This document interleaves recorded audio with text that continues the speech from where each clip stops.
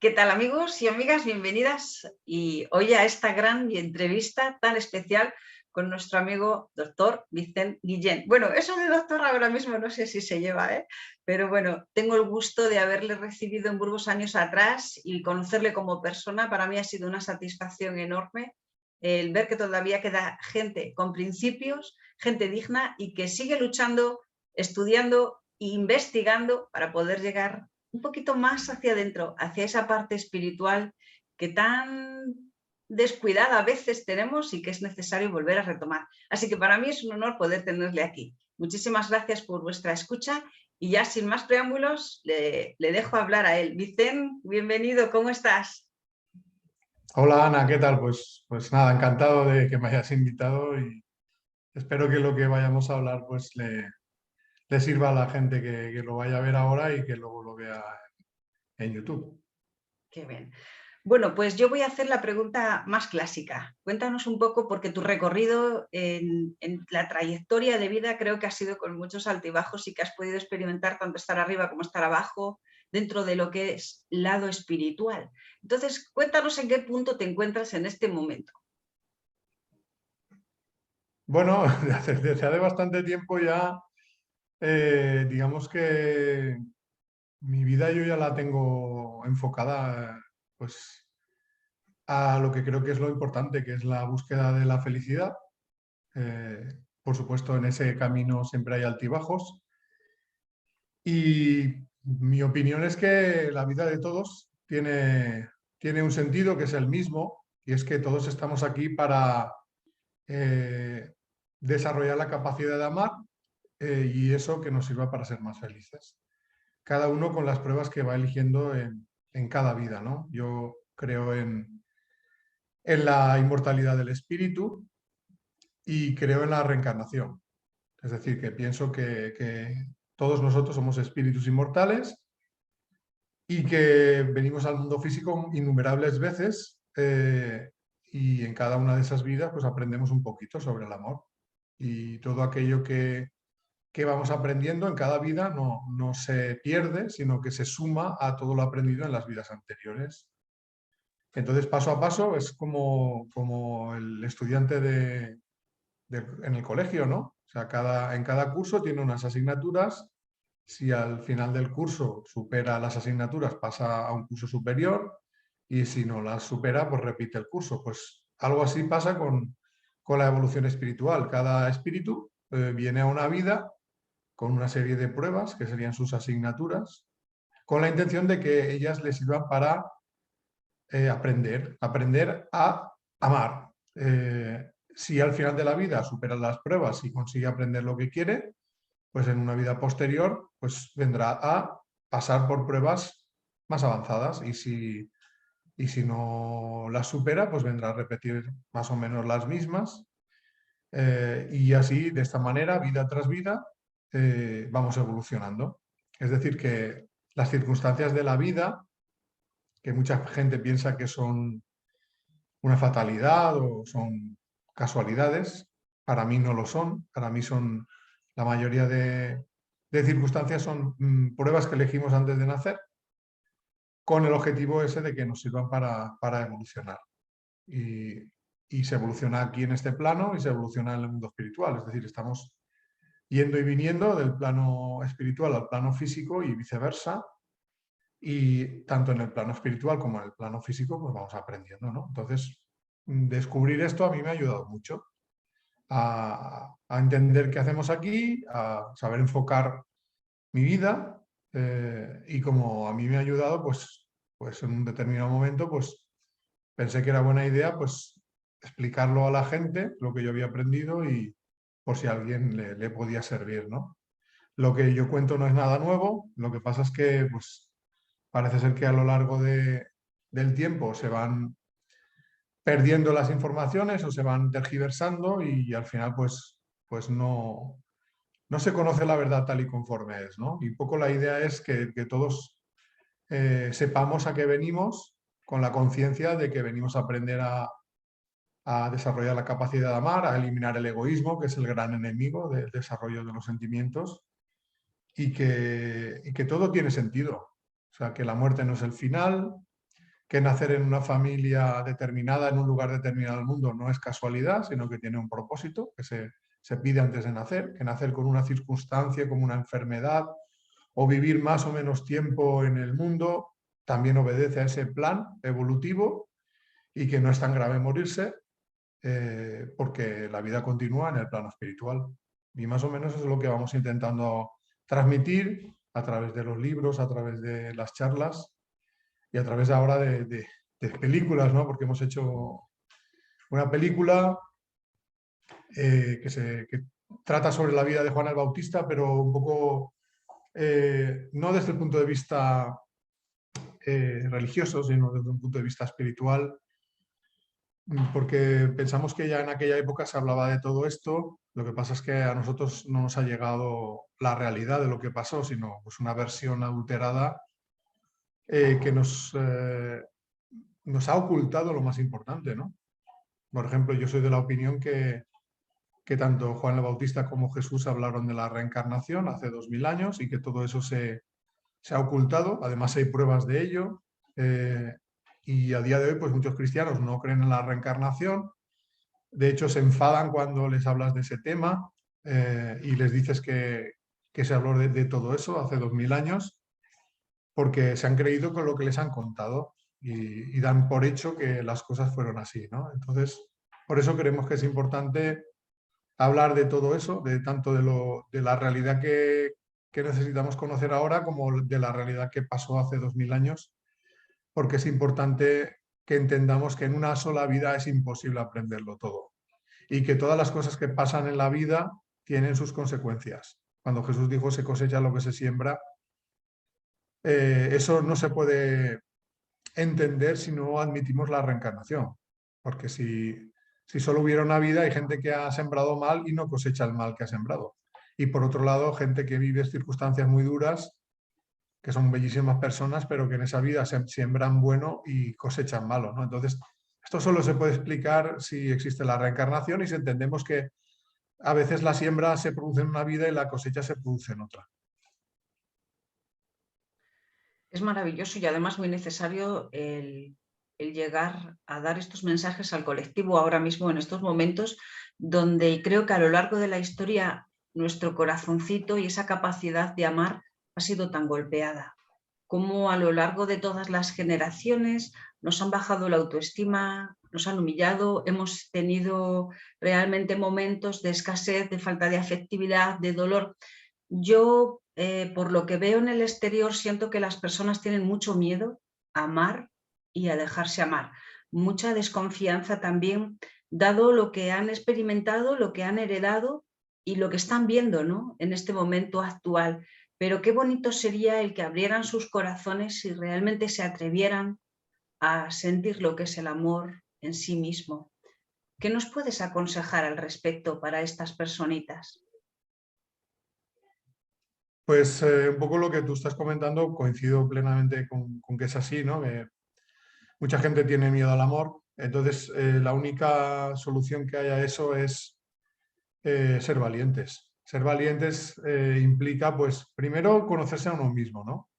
Porque muchas veces nos han educado de una manera que es contraria a cómo somos nosotros, pero que nos hemos aplicado tanto en esa educación que al final interpretamos un guión en nuestra vida que ha escrito otra persona, ¿no? Entonces hay gente que necesita descubrir que ese guión que han escrito no tiene nada que ver con conforme es él, ¿no? Entonces para eso hace falta conocerse a uno mismo, ¿no? Conocerse a uno mismo implica saber distinguir lo que sentimos de lo que pensamos y dentro de lo que pensamos está la influencia de toda la educación que hemos recibido. Si es una educación represiva con los sentimientos, pues puede ser que estemos actuando de acuerdo con lo que pensamos y en contra de lo que sentimos, ¿no? Entonces tiene que haber como una mirada hacia el interior muy profunda para empezar a deshuesar y a separar la paja del grano, ¿no? Quiere decir, qué es lo que yo siento, cómo soy de verdad, qué es lo que yo no quiero hacer en la vida, qué es contrario a mis sentimientos y empezar a perder el miedo y empezar a actuar de acuerdo con lo que uno siente, aunque a los demás no les guste. Ese es el quid de la cuestión, ¿no? No tener miedo a la opinión de los demás. Porque muchas veces eso, vivimos pensando en el qué pensarán de nosotros o qué represalias tomarán contra nosotros, y a lo mejor nadie nos ataca, pero ya nos estamos haciendo nosotros bastante daño, ¿no? Porque no vivimos de acuerdo con lo que sentimos, ¿no? Entonces el mensaje es que hay que perder el miedo al amor, que sí que es verdad que hay que tener firmeza cuando alguien te agrede emocionalmente y no permitirlo, pero no hay que cerrar la puerta a todo el mundo por el miedo a que te haga una persona daño, ¿no? Eso es lo que pasa muchas veces, ¿no? Las personas cogen miedo al amor porque han tenido alguna mala experiencia y piensan que ya van a ser todas así, ¿no? Entonces piensan, pues la mejor manera de no sufrir, pues no sentir, ¿no? Y creo que eso es una equivocación, ¿no? Hay que intentar, pues eso, tener firmeza, saber distinguir quién tiene buena intención y quién la tiene mala, y si la gente tiene mala intención, pues saber ponerse en su sitio y no permitirles que nos hagan daño, pero al que va con buena intención, pues abrirle la puerta y dejar que los sentimientos fluyan en ambos sentidos, ¿no? Permitir que los demás te expresen y también tú permitirte expresar a los demás, ¿no? Y entonces, pues, ese es el punto, ¿no?, en el que deberíamos centrarnos, ¿no? Que igual que hay libertad de expresión, libertad de pensamiento, libertad de creencia, también hay un derecho que es la libertad de sentimiento, ¿no? O sea, nadie le pueden obligar a sentir lo que no siente, ni se puede reprimir a una persona lo que siente, ¿no? Entonces, el consejo es ese, de perder el miedo a ser uno mismo y perder el miedo a los sentimientos, y eso viene de la firmeza en saber frenar a quien te pueda hacer daño. Estoy totalmente de acuerdo. Te quería preguntar, ¿qué opinas tú sobre la unidad? ¿Crees que todos formamos parte de una sola conciencia, de que pertenecemos a una misma unidad? ¿Cómo valoras tú esto? Bueno, yo pienso que somos hermanos, hermanos que tienen más en común de lo que pensamos, ¿no? Pero no pienso que eso signifique perder la conciencia individual, ¿no? Porque hay mucha gente que piensa que en el final de la evolución nos vamos a fusionar con el ser superior y vamos a perder la conciencia. Entonces ya mi pregunta es, entonces, ¿para qué tanto tiempo evolucionando, ¿no? Para desarrollar la conciencia propia. Entonces yo creo que la conciencia jamás se pierde, siempre tendremos una conciencia individual que evoluciona y que se va integrando en el plan evolutivo o en el plan divino, cada uno como le quiera llamar. Es decir, que por voluntad propia vamos entendiendo que somos hermanos y nos vamos ayudando. Pero eso no significa que se aniquile la conciencia individual, porque eso sería como morir. Entonces no tiene sentido que después de tanto tiempo de evolución, para que la conciencia ignorante se vaya convirtiendo cada vez en más sabia y más evolucionada, en el final de la evolución la conciencia desapareciera o se disolviera en una unidad, no. O sea, eso no ocurre. Para mí se integra, pero no desaparece. Esta pregunta va al hilo de que si consideramos que somos hermanos y que mi comportamiento puede afectar a otras personas, por ejemplo, si yo soy dañino y puedo insultar o ofender a otra persona, sé que esa persona va a sufrir con mis palabras. Si mi energía influye al otro, el concepto este de unidad es hasta qué punto yo puedo entender que la otra persona que me está ofendiendo es parte de mí y la puedo amar. No sé si podemos llegar a ese contexto de encontrar el punto de equilibrio, de amar también aquello que forma parte de nosotros y que al mismo tiempo es independiente. Bueno, eso ocurrirá cuando haya un sentimiento de hermandad, que todavía no lo hay. O sea, la conciencia de que todos somos hermanos en este mundo está poco desarrollada. Ya lo decía Jesús, pero no, eso no se ha aplicado, ¿no? Y eso él también decía: ama al prójimo como a ti mismo. Ni más ni menos, ni más que a ti mismo, ni menos que a ti mismo, igual. Entonces, claro, el desconocimiento de esa conexión pues hace que las personas pues se agredan unas a otras. Pero eso tiene unas consecuencias. Las consecuencias son las de la ley de la justicia espiritual, o ley de causa-efecto o, como dijo Jesús, se cosecha lo que se siembra. Es decir, lo que tú haces a los demás al final te acaba repercutiendo en ti mismo, aunque tarde un tiempo en llegar a repercutirte. Es decir, si tú haces algo a otra persona, en algún momento eso te va a venir a ti mismo. Te lo va a hacer otra persona o de alguna manera te va a afectar a ti mismo. Y muchas veces cuando experimentas el fruto de esa acción es cuando tomas conciencia de si te genera sufrimiento o felicidad, ¿no? O sea, normalmente las personas no tenemos mucha empatía, ¿no? Quiero decir que uno hace una cosa y no está pensando en la repercusión de lo que hace sobre los demás, solo está pensando en los beneficios para uno mismo, ¿no? Por ejemplo, cuando uno monta una guerra, pues está pensando en lo millonario que se va a hacer, las posesiones que va a conseguir, pero no está pensando en todo el dolor y el sufrimiento que va a causar. Hasta que pasa al otro plano, o a lo mejor reflexiona en la misma vida, cosa extraña viniendo de alguien que quiere una guerra. Pero cuando pasa al mundo espiritual, ahí se ve la realidad tal y conforme es. Y ahí a esos espíritus se le da a ver y a sentir el daño que han causado, como si fuera en su propia carne. Y es entonces cuando uno empieza a darse cuenta de los errores. Y entonces es cuando en algún momento quiere hacer un cambio y en otras vidas pues tendrá que pasar por algo parecido a lo que él ha causado en los demás, ¿no? Y entonces es cuando vienen las vidas de reparación, las vidas de karma, reparación, donde uno voluntariamente elige pasar por todo lo que le han hecho pasar, ¿no? Entonces, claro, como la mayoría de gente no cae en todo esto, no es consciente o no quiere serlo, pues la gente va por el mundo pues haciendo todo el daño que puede y creyendo que todo esto no va a repercutir en sí mismo, ¿no? Cuando en realidad repercute, a lo mejor no en la misma vida, pero va a repercutir en las vidas posteriores, ¿no? Entonces, eso es una de las leyes importantes que tenemos que conocer, ¿no? La ley de justicia espiritual, que te dice que lo que haces a los demás en realidad te lo estás haciendo a ti mismo. Y sí que es cierto que hay otra que es la ley del libre albedrío, que es la que permite pues, que los seres humanos en el mundo pues, hagamos todas esas tropelías que estamos haciendo, porque la evolución solo puede producirse en libertad, ¿no? Es decir, si fuéramos buenos porque nos obligan a serlo, ¿qué clase de evolución sería esa, no? No sería una evolución auténtica, tiene que ser algo que uno elija.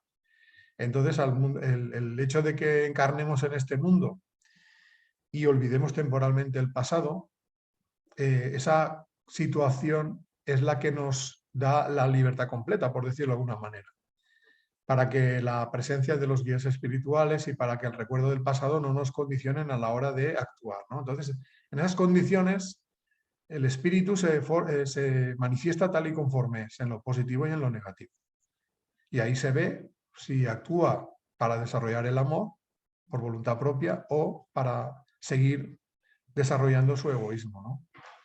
Lógicamente, aunque tiene libre albedrío para actuar, también tiene que saber que todas las cosas tienen su consecuencia, ¿no? Y si no lo quiere saber en este plano, pues ya lo aprenderá en el otro, porque allí se ve la realidad tal y conforme es, ¿no?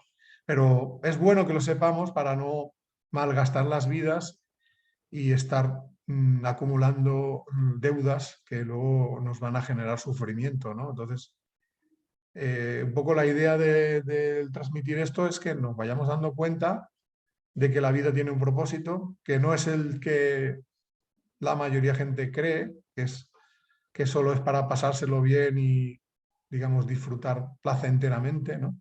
Que no es que esté mal, pero hay algo más, que es que hay que desarrollar la capacidad de amar y que hay que tener cuidado de no hacer daño a los demás, porque ese daño que hacemos a los demás nos va a repercutir a nosotros mismos. Sí. Escribiste un libro años atrás que se titula Las 7 leyes espirituales. Las leyes espirituales. Las leyes espirituales. Y 2 de ellas son las que nos has explicado hasta ahora. ¿Crees que en algún momento estas leyes acabarán de existir en nuestro planeta? Por ejemplo, te pongo la ley del karma. En el momento en el que las personas, cada uno de nosotros, nos responsabilicemos de nuestros actos y nuestros pensamientos, no estaremos generando karma. En vez de igual responsabilizar a otras personas. Si yo cometo un acto negativo y en este mismo momento que lo he cometido lo pago, porque me hago responsable de ello en este mismo momento, entonces creo que la ley del karma se irá disipando e irá desapareciendo. ¿Es posible esto en tu realidad, en tu sentido?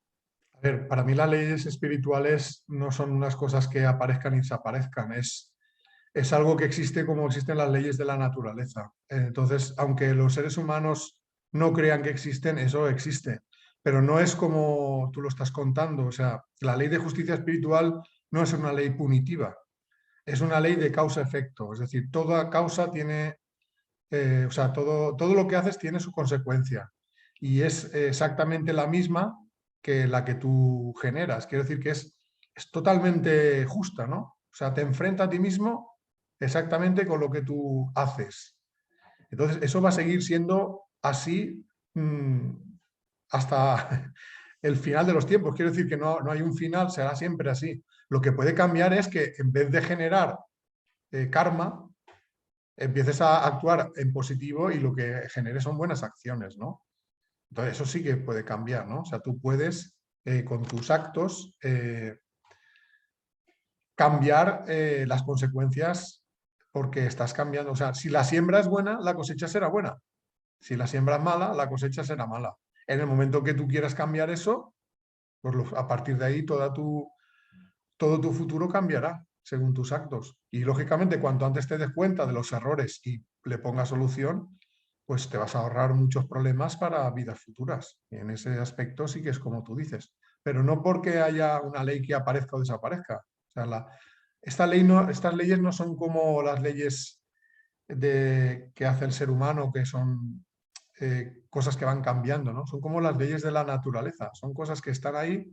Tú puedes desconocerlas o saberlas, pero siguen actuando a pesar de la ignorancia, ¿no? O sea, el ser humano no conocía la naturaleza de la gravedad, de la ley de la gravedad, y la gravedad estaba actuando, ¿no? Constantemente, hasta que pues, con el tiempo se fue conociendo más sobre cómo funciona la gravedad, ¿no?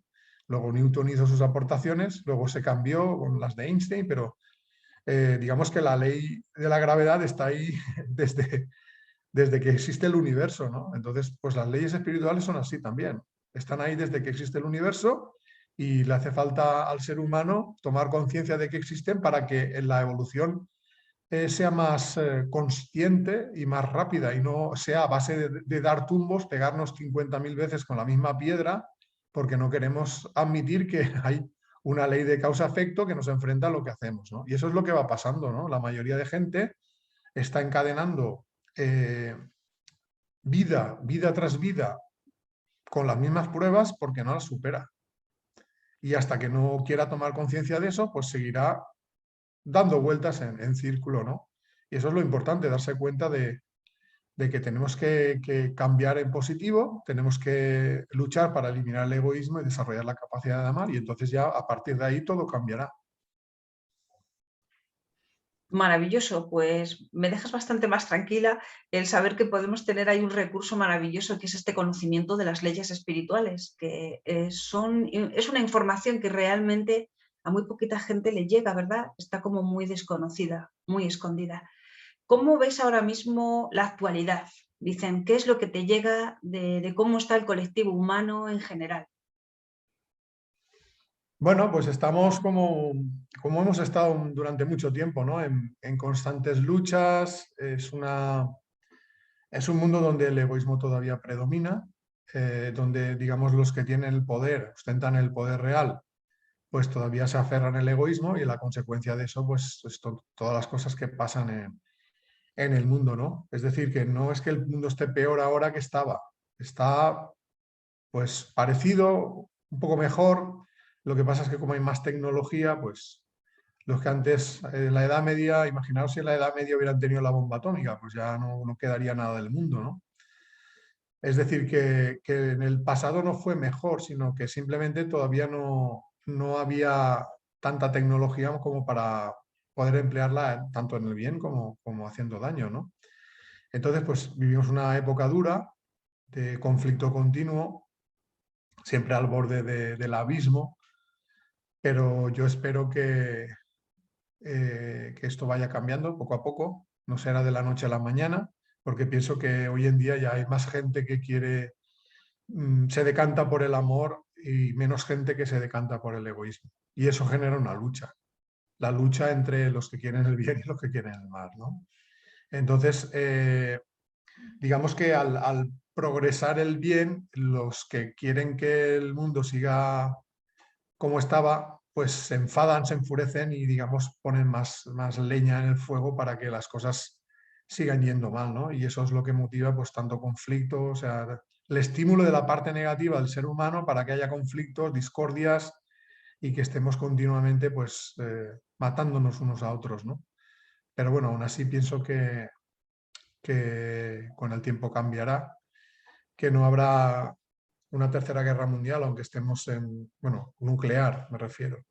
Guerras siempre hay, porque siempre hay gente que está buscando que haya guerras, porque gana mucho dinero con ello, entonces pues ahí a fomentar las guerras, ¿no? Pero mundial y nuclear que destruya el planeta, no.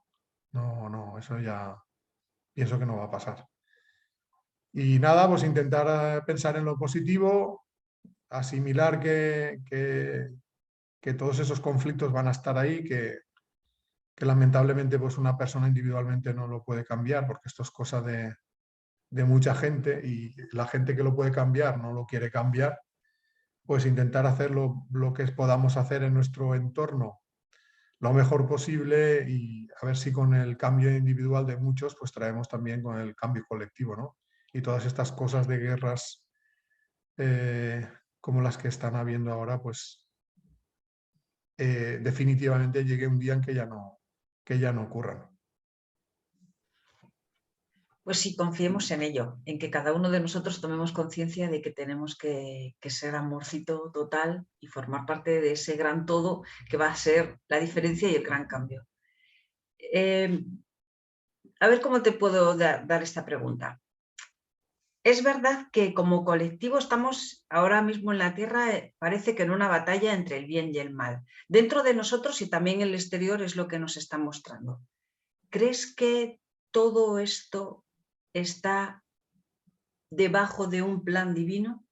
¿Debajo de algo mucho mayor, de algo que es necesario que acontezca independientemente de los cambios que realicemos nosotros?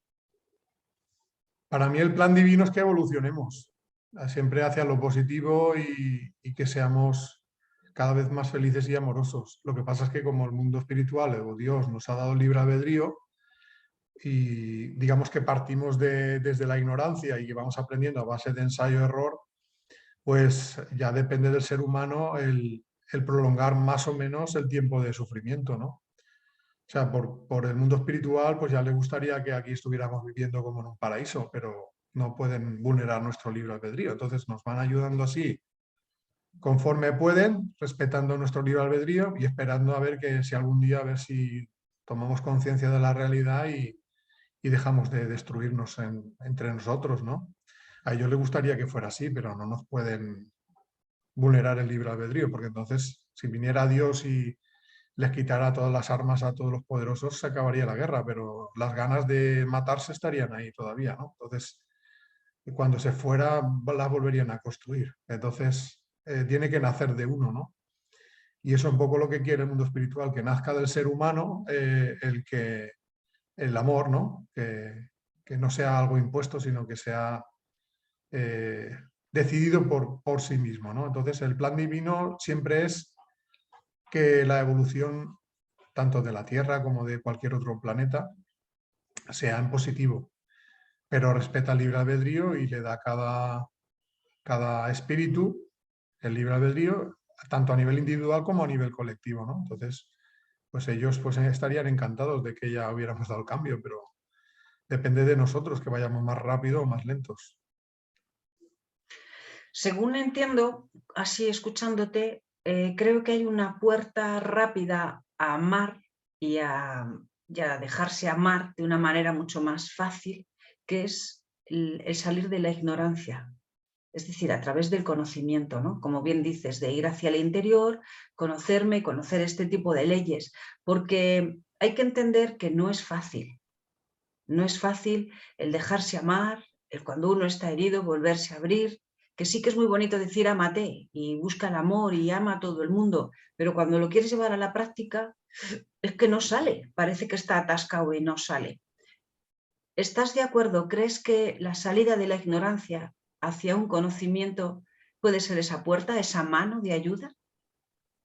Esa es una parte, porque hay gente que es verdad que es por ignorancia que actúa así. Pero luego también hay gente que es consciente y persevera en las malas actitudes, ¿no? Entonces, también tiene que haber una voluntad de mejorarse, no solo de conocer. Hay mucha gente que conoce cosas y las emplea para aprovecharse. Y eso es una realidad, ¿no?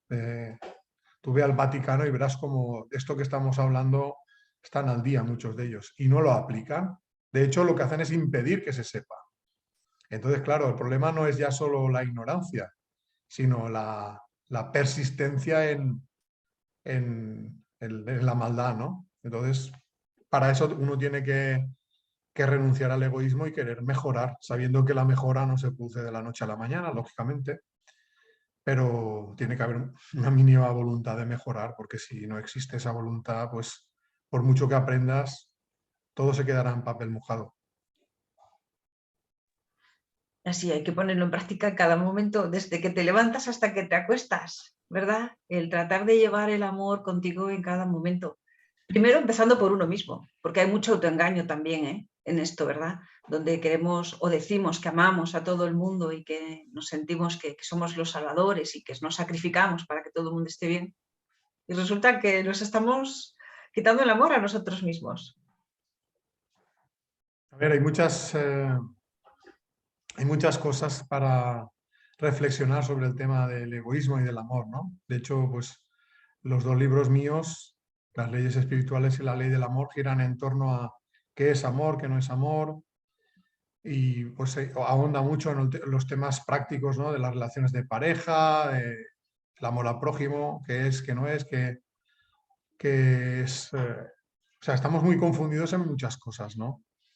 Por ejemplo, el tema de que para amar a los demás tengas que renunciar a ti mismo, eso es un error y eso viene de la religión. O sea, ¿por qué tienes que renunciar a ti mismo? ¿No? Es lo que tienes que intentar es ser feliz tú mismo. Si eres feliz tú, pues podrás transmitir la felicidad a los demás. O sea, ¿por qué tienes que renunciar a tener pareja?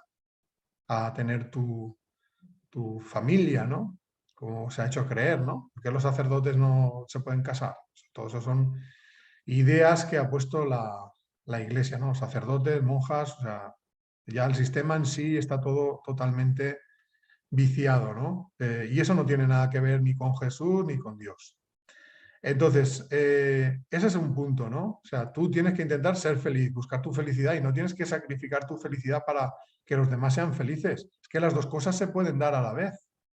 O sea, tú intentar ser feliz y ayudar a los demás a ser felices. Claro, la felicidad del otro depende también de lo que ellos hagan, no de tú, de ti, de lo que tú hagas, ¿no?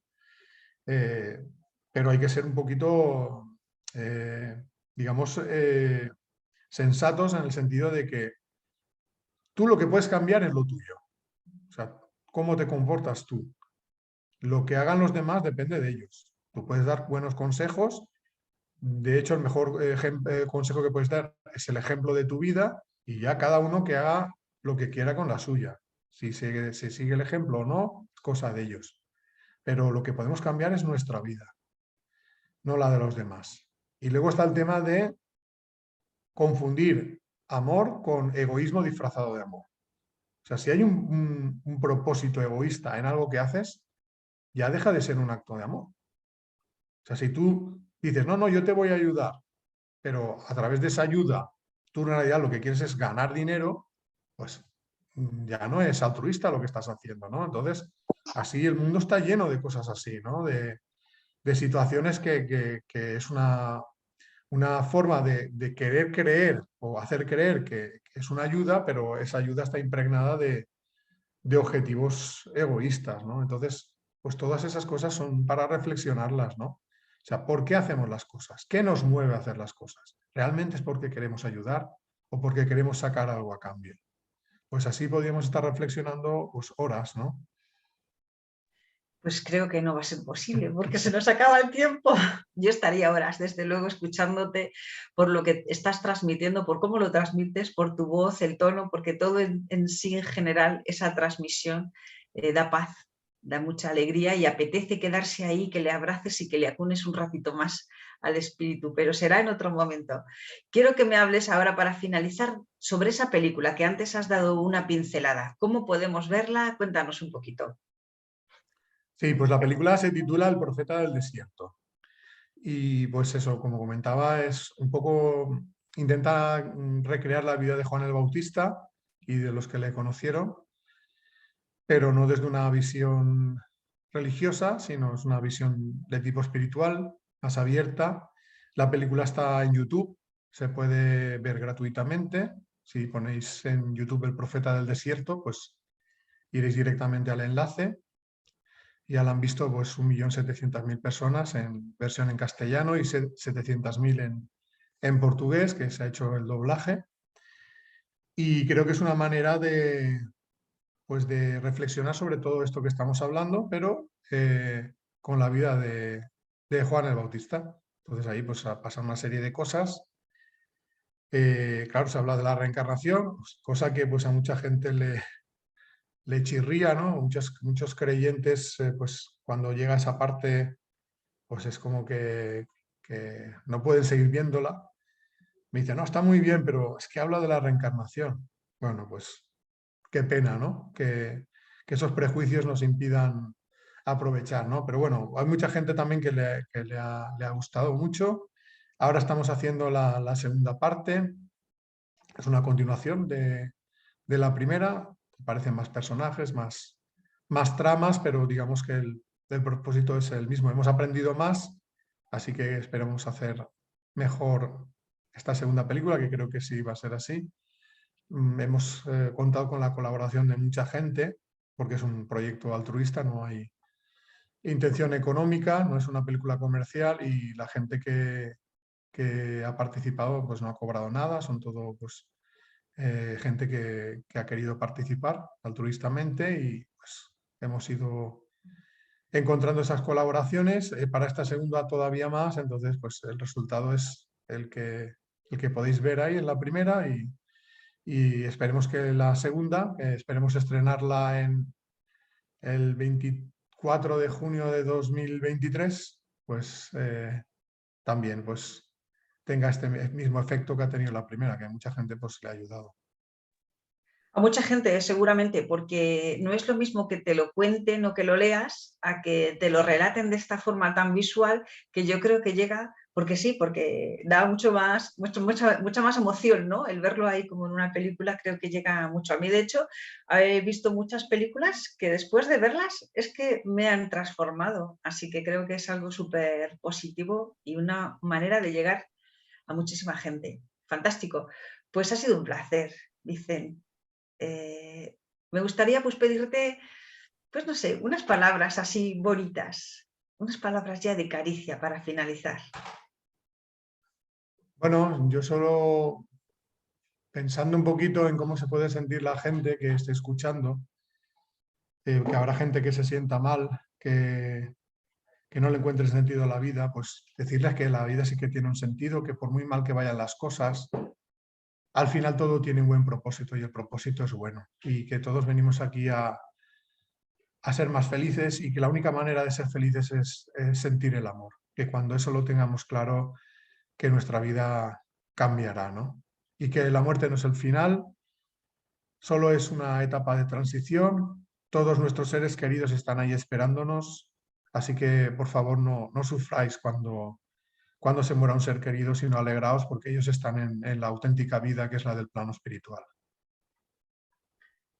Pues decir también a todos los que nos estáis escuchando, aparte de daros las gracias, que estamos aquí, tanto Vicente como yo, como muchísima gente apoyándonos y intentando lograr esa hermandad donde todos vayamos a construir pues esa tierra que es de amor y de respeto. Estamos aquí, nos veáis o no nos veáis, siempre a vuestro lado. Así que es un honor, desde luego, compartir con un corazón tan hermoso como el de Vicente esta entrevista y bueno, pues sin más preámbulo. que disfrutéis muchísimo de vuestra vida y que os améis cada día más. Así que un fuerte abrazo y nos vemos en la próxima. Gracias a todos. Un besito. Gracias, Vicente. Nada, un placer. Hasta la Un placer. próxima. Gracias.